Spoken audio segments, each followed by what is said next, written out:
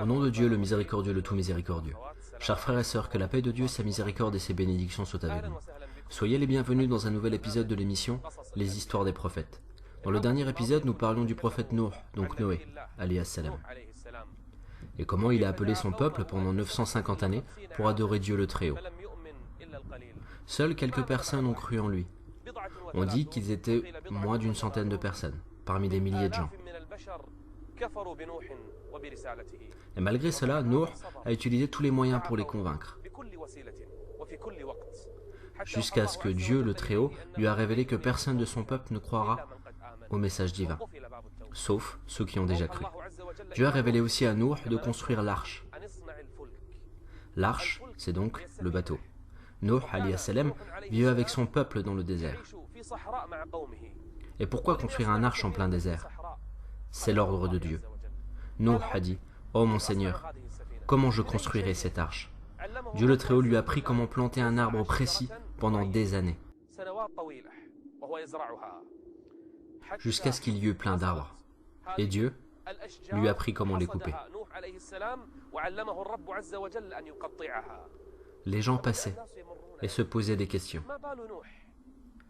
Avant, il nous appelait à suivre sa religion et à adorer son Seigneur. Et maintenant, il travaille sur les arbres et fait charpentier avec ceux qui ont cru en lui.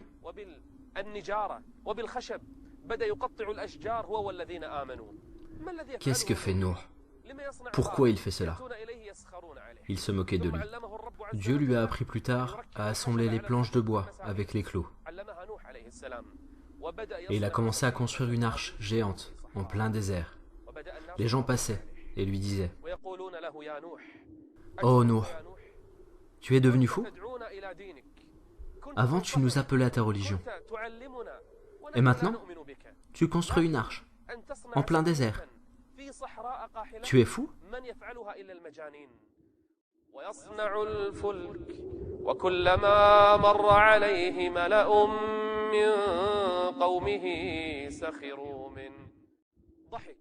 Ils en rient, ils se moquent, et ils l'accusent de folie.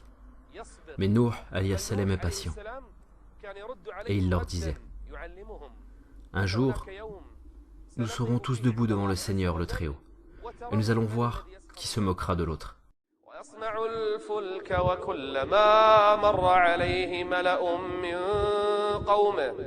وكلما مر عليه ملأ من قومه سخروا منه قال إن تسخروا منا فإنا نسخر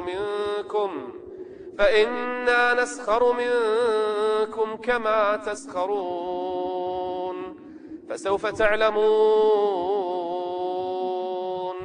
فسوف تعلمون من يأتيه عذاب يخزيه ويحل عليه عذاب مقيم.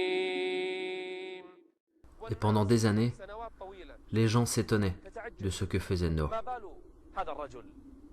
Il construit un arche sur une terre sans fleuve, sans mer. Il n'y a que des montagnes et du désert. C'est ainsi qu'était la région où Nuh alayhi salam vivait. Qu'est-ce qui se passera? Les gens se moquent. Ils ont traité Nuh alayhi salam de fou.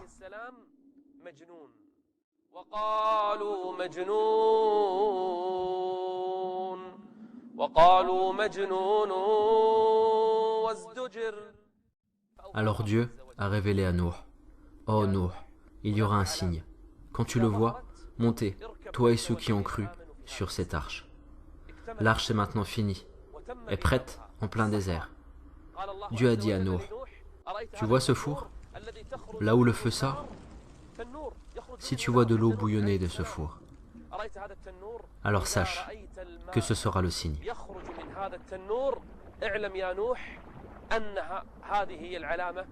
Et là, le châtiment commencera. Alors vous montrez, toi et ceux qui ont cru, sur l'arche.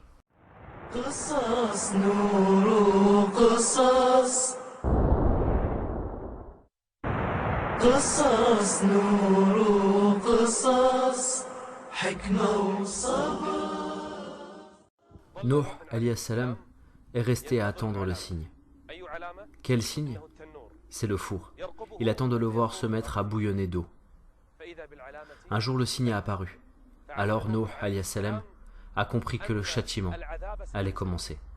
Il s'est dépêché vers ceux qui ont cru et il leur a demandé de monter dans l'arche. Alors, les gens les regardaient avec étonnement. Ils vont monter dans un arche en plein désert? Ils sont devenus fous. Ceux qui avaient la foi sont montés. Et Dieu a révélé aux animaux que un mâle et une femelle de chaque espèce montent sur l'arche.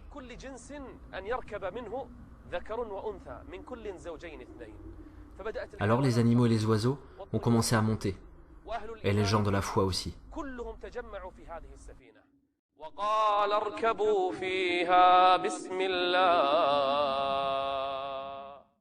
Car le signe est apparu, et le châtiment va commencer.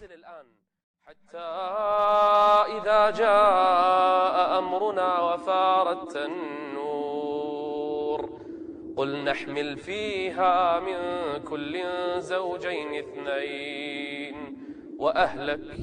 وأهلك إلا من سبق عليه القول. Le décret est déjà prononcé sur l'un de ses fils, et sa femme est morte depuis un certain temps. وأهلك إلا من سبق عليه القول ومن آمن وما آمن معه إلا قليل. Et les gens les regardaient. Qu'arrive-t-il à Nuh? Et quand il est monté sur l'arche et a remercié Dieu le Très-Haut, Nuh a appelé son Seigneur en disant: إني مغلوب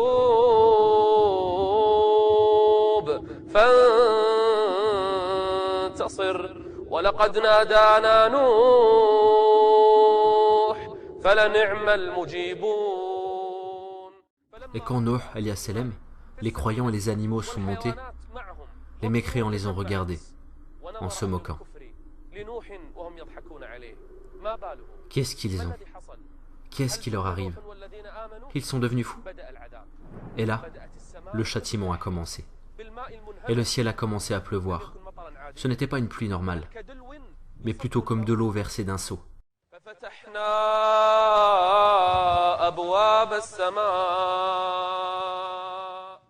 Des pluies torrentielles, comme de l'eau versée d'un seau. Et il n'y a pas eu que cela. L'eau a commencé à sortir des sources, de l'eau qui vient du ciel et de la terre.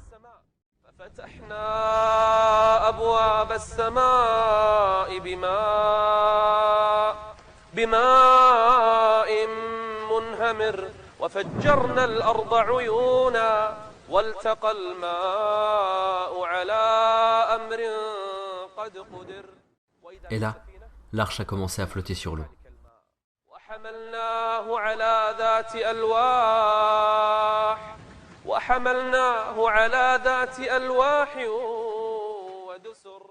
Alors que les mécréants, ils ont commencé à se réfugier dans leur maison.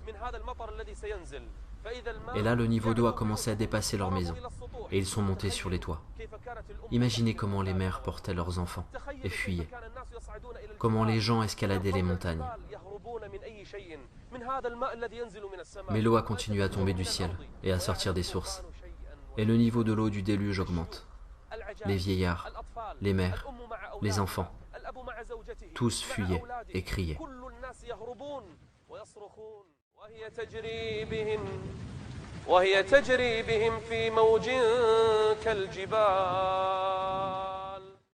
Les vagues avaient la hauteur des montagnes. Est-ce que vous voyez la hauteur des montagnes? Les vagues étaient de cette hauteur. Les gens crient, fuient, se noient. Ils cherchent un refuge. C'est le châtiment de Dieu. C'est la puissance de Dieu le Très-Haut. Alors vous en êtes où après 950 années de moquerie et d'ignorance? Vous vous moquiez de lui quand il construisait cette arche dans ce désert. Maintenant, regardez la puissance de Dieu. Les vagues sont grandes, les gens crient et fuient, ils appellent au secours. Et les gens de la foi sont en sécurité sur leur arche, l'arche de Nuh alayhi salam, et ceux qui ont cru en lui. Et ceux qui ont cru n'étaient pas nombreux. Dieu a sauvé des animaux et a noyé des humains qui n'ont pas cru en lui le Très-Haut. Le niveau d'eau a continué à s'élever petit à petit. Et Nuh alayhi salam et ceux qui ont cru sont sur cette arche, sains et saufs. La pluie tombe et les sources explosent, au point que les vagues ont atteint la hauteur des montagnes. Et elle vogua en les emportant au milieu des vagues, comme des montagnes.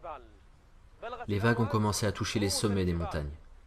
Et les gens criaient, et pleuraient, fuyaient vers les sommets des montagnes.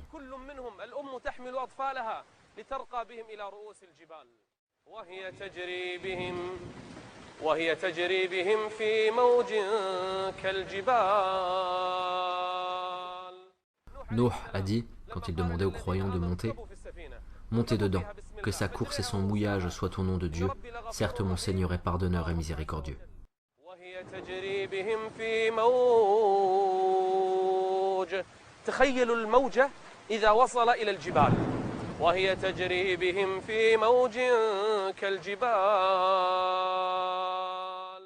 La mère porte ses enfants, les vieillards courent, et là, Nuh alayhi salam a pensé à son fils. Un de ses enfants, qui s'appelait Yam. Nuh alayhi salam a commencé à chercher Yam entre les croyants. Où est mon fils?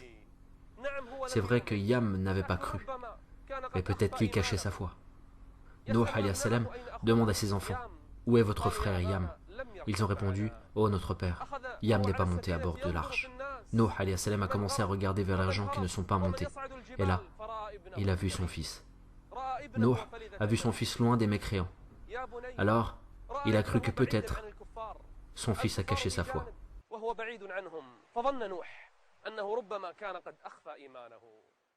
ونادى نوح ابنه وكان في معزل كان بعيدا عن الكفار يا بني اركب معنا. Oh mon fils, viens, il y a encore assez de temps. Ne reste pas avec eux. يا بني ادرك نفسك يا بني اركب معنا ولا تكن مع الكافرين. À ce moment, Nuh alayhi salam n'a pas pu résister, car il est père, et il s'agit de son fils. C'est l'amour parental. Il appelle son fils, mais son fils est têtu, obstiné et arrogant. Son fils lui a répondu,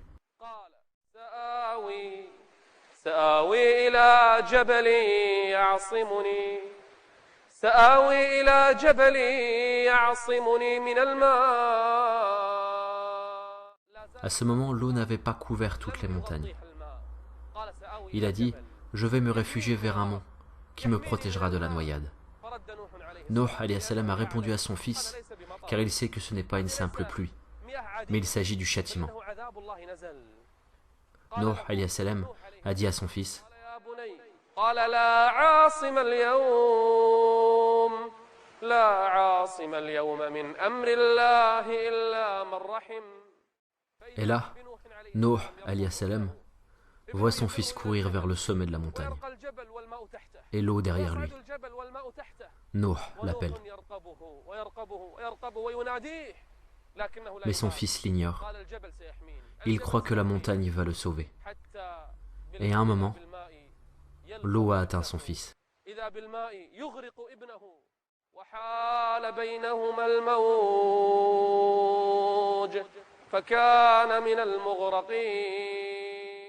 Nuh alayhi salam est devenu triste pour son fils. Mais c'est l'ordre de Dieu le Très-Haut. Ce n'est pas pardonnable, même s'il est le fils d'un prophète. Quand l'ordre de Dieu est là, personne ne peut le contester ou le repousser. Les gens qui ont cru ont remercié Dieu le Très-Haut.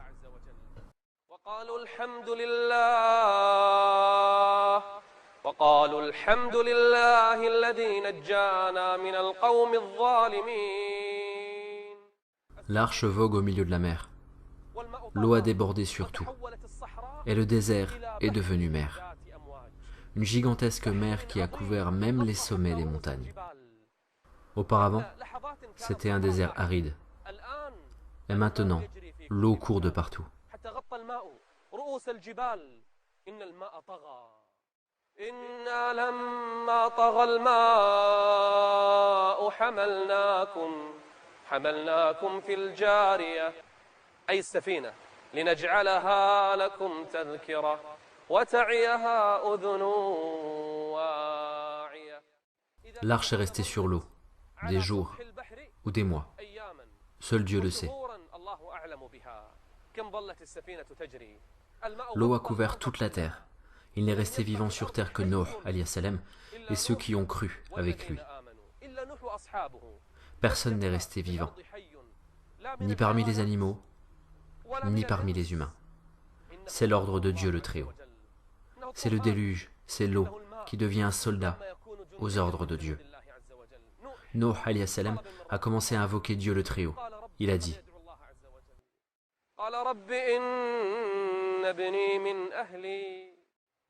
quoi qu'il arrive, il demeure mon fils, ô Seigneur.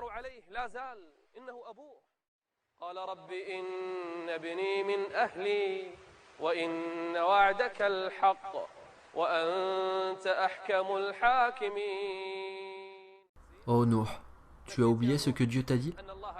Et ne m'interpelle plus au sujet des injustes. Mais peut-être, Nuh alayhi salam croyait que son fils cachait sa foi.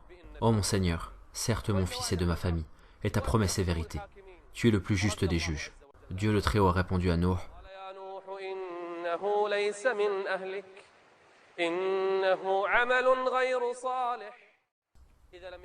si quelqu'un n'est pas croyant, les liens familiaux n'ont aucune importance.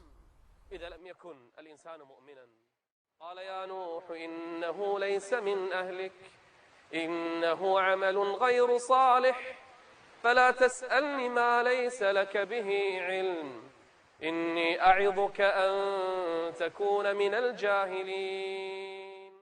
Et là, Nuh alayhi salam a demandé pardon à son Seigneur. قال رب إني أعوذ بك أن أسألك ما ليس لي به علم. كل هذا على السفينة. وإلا تغفر لي وترحمني أكن من الخاسرين. Après un certain temps, Nuh alayhi salam et les croyants sont toujours sur l'arche. Ils prient, invoquent et louent Dieu le Très-Haut.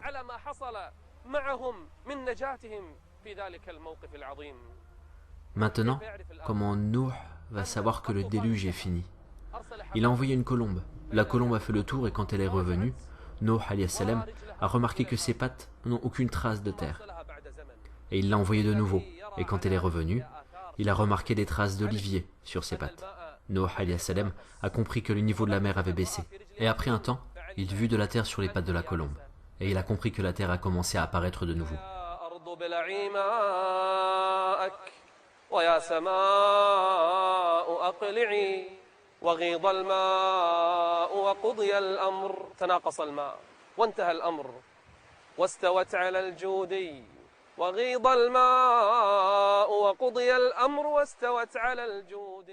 L'arche s'est arrêtée sur un mont qui se trouve en Irak. Il s'appelle Joudi.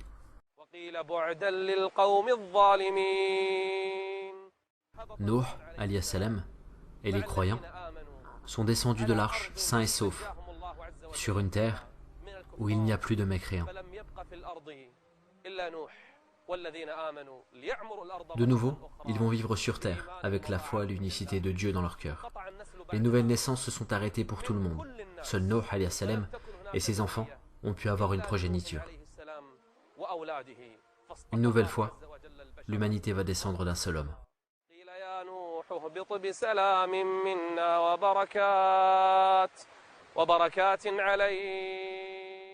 Nuh alayhi salam débarqua alors. Dieu le Très-Haut a sauvé les croyants et a exterminé les mécréants. Un rappel que toute oreille fidèle conserve. قصص نور قصص قصص نور قصص حكمة وصبر. Nuh alayhi salam est resté après le déluge des années à rappeler la foi aux croyants. Il leur apprenait la religion et transmettait le message de Dieu. Des années à éduquer les croyants. Sur toute la terre, il restait que quelques croyants. Et Nuh alayhi salam était parmi eux. C'était une longue vie. 950 ans à faire la prédication pour Dieu, à ordonner de faire le bien est de ne pas commettre le mal. ولقد أرسلنا نوحا إلى قومه فلبث فيهم 1000 سنة إلا 50 عاما فأخذهم الطوفان وهم ظالمون. Seuls les croyants sont restés sur terre. Mais toute chose a une fin. La fin de Nuh alayhi salam s'est approchée. Sa mort s'approche. Ce sont les derniers moments. Nuh est tombé malade sur son lit de mort. À côté de lui, il y avait son fils. Nuh alayhi salam lui a dit: « Oh mon fils, je vais te donner un conseil. Conseille-moi, ô père. Écoute mon fils, si les 7 cieux et terres étaient posés sur un des plateaux d'une balance, et que la parole « il n'y a pas de divinité à part Allah » était posée sur l'autre plateau, la balance pencherait du côté où est posée cette parole. Si les 7 cieux et terres étaient un anneau, la parole « il n'y a pas de divinité à part Allah » coupera cet anneau. فاعلم أنه لا إله إلا الله. C'est cela, le message des prophètes. Avec cela, ils commencent le message. Et avec cela, ils le finissent. Les gens de la foi et de l'unicité sont restés après la mort de Nuh alayhi salam pendant des années. Seul Dieu les connaît. Mais qu'est-il arrivé ensuite? Est-ce que l'unicité de Dieu a été bien conservée par les gens? Est-ce que les croyants sont restés? Est-ce que Iblis les a laissés ainsi? Jamais. Dieu rappelle aux enfants d'Adam alayhi salam l'unicité de Dieu en leur disant: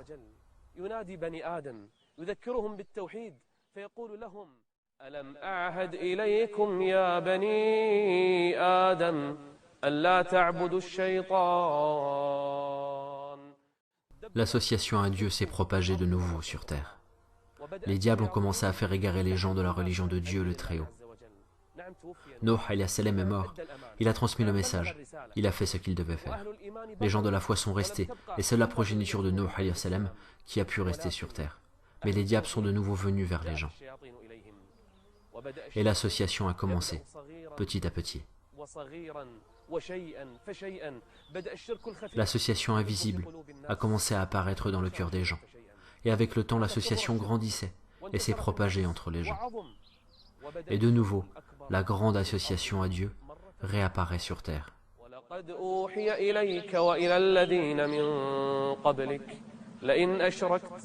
لئن أشركت ليحبطن عملك ولتكونن من الخاسرين. Mais qu'est-ce qui est arrivé après Nuh alayhi salam? Le premier messager est Nuh. Il est le premier parmi les 5 plus grands prophètes. Après Nuh alayhi salam, qui a été envoyé? Qui a appelé les gens à unifier Dieu de nouveau? Et qui les a fait revenir à la religion de Dieu le Très-Haut? Est-ce que Dieu laisse l'humanité sans un livre ou un messager? C'est ce que nous saurons dans le prochain épisode, si Dieu le veut. En attendant, je vous laisse à Dieu le Très-Haut et que la paix, la miséricorde d'Allah et ses bénédictions soient avec vous. أنت سفيح وأنت كاذب. أنا بريء منكم ومن دينكم ومن معبوداتكم وأصنامكم. أنا أتحداكم ماذا يمتلك حتى يقف أمام هذه الأمة العاتية الجبارة. اجمعوا أسلحتكم وجيوشكم وقواتكم. عناد، استكبار، إصرار، جحود. جندي واحد من جنود الرحمن أهلك تلك الأمة وأهلك كل الكافرين.